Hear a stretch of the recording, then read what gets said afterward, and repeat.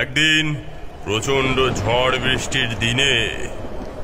সরলা, ব্যবসায় খুব ক্ষতি হচ্ছে, আমার কিছু টাকা লাগবে।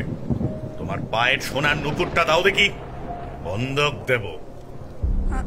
আগে আপনাকে না একটা কথা বলা হয়নি, মানে আমার নুপুরের একটা পাটি না হারিয়ে গেছে। কি বললি? হারিয়ে গেছে মানে? আমার নুপুরটা জল তুলতে গিয়ে ওই পুকুরে পড়ে গেছে। বাহ বাহ, চল চল চল আমার সাথে, চল। ছেড়ে দিন, চল, ছেড়ে দিন আমাকে, বাঁচাও বাঁচাও, ছেড়ে দিন, ছেড়ে দিন আমাকে, বাঁচাও, বাঁচাও, ছেড়ে দিন, ছেড়ে দিন আমাকে, বাঁচাও বাঁচাও। এমন সময় হঠাৎই বাজ পড়ে আকাশ থেকে, তাও আবার একদম হরিনারায়ণের মাথায়।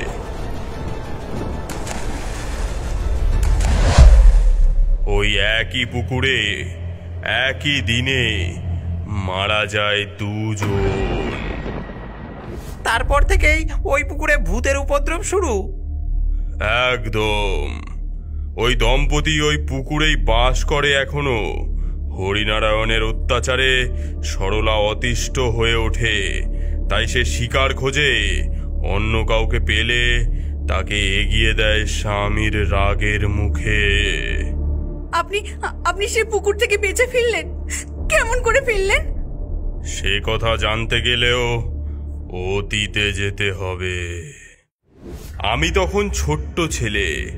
সন্ধ্যের মুখে আমি আর আমার এক বন্ধু জগাই মিলে ওই পুকুরে ঢিল ছুঁড়ে ব্যাঙাচি করছি। দেখ বিভূতি, আমারটা কত দূরে গেল। আচ্ছা দাঁড়া, আমারটাও বা কম কিসে? হঠাৎ জলের মধ্যে পাতায় করে একটা চকচকে মার্বেলের গুলি ভাসতে লাগলো। ওই দেখ জোকাই, পাতার উপর ওই মার্বেল পাথরটা দেখেছিস কেমন চকচক করছে? দেখ। হ্যাঁ রে, সেটাই তো দেখছি রে। অমন একটা পাথরের মার্বেল থাকলে সবাই যে তাকিয়ে দেখবে রে। তা যা বলেছিস বিভূতি। দাঁড়া, আমি নিয়ে আসছি।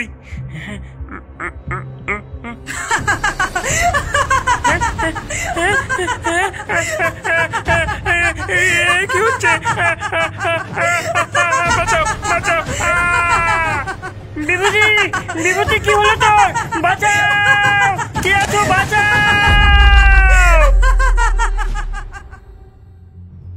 চল চল।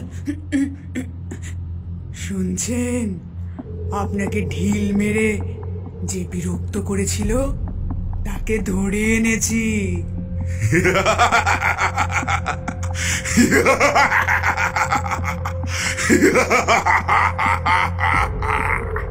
কিরে ছোকরা, ঢিল মারছিলি তুই? আমার ঘুম ভাঙালি তুই? এত সাহস! আপনি আদেশ দিলে এটাকে দিয়ে রাতে খাবারের ব্যবস্থা করি। দাঁড়ান দাঁড়ান, সে না হয় করবেন, কিন্তু আমার দোষ কিসে? এই পেতনি তো আমাকে বলেছে পাথর ছুঁড়তে। গ্রামের সবাই আমরা হরিনারায়ণ আর সরলার গল্প জানতাম, সেটাই কাজে লাগিয়ে বললাম। না না স্বামী, না, ও ও মিথ্যে বলতে ছোকরা। একদম নয়, ইনি বলেছেন এনার নুপুর জলে হারিয়ে গেছে। জল সব পুকুর থেকে সরিয়ে দিলে খুঁজে পাওয়া যাবে। আমি জিজ্ঞেস করলাম কিভাবে জল সরাবো। উনি তৃষ্ণার্ত কাকের গল্প শুনিয়ে বললেন পাথর ফেলো, পুকুরের জল উঠে আসবে। কেমন মাথা মোটা বউ আমার, কেমন মাথা মোটা হে! আজ তোর একদিন কি আমার একদিন। এমন সময় জলের তলায় ভূত পেতনির লড়াই শুরু হলো। আমি তখন মনে মনে ভাবলাম, এটাই সুযোগ, আমি পালাই। কিন্তু এমন সময় পালাতে গিয়ে মাটির নিচে থেকে উঠে আসা কঙ্কালগুলো অমনি আমার পা চেপে ধরলো। তুই কোথায় পালাচ্ছিস? এদের ঝগড়া শেষ হলেই তোর বিচার শুরু হবে। না না, ছেড়ে দাও আমাকে, না না, ছেড়ে দাও। বেটা বলে কি ছেড়ে দেব?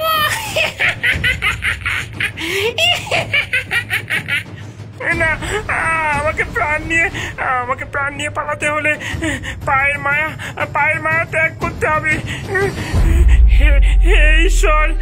হে ঈশ্বর শক্তি দাও। তারপর কি করলে বিভূতি কাকা? আমি তখন বাবার সাথে ধান কাটতাম, তাই কোমরে হাসুয়াটা বাঁধা ছিল, তাই দিয়েই একটা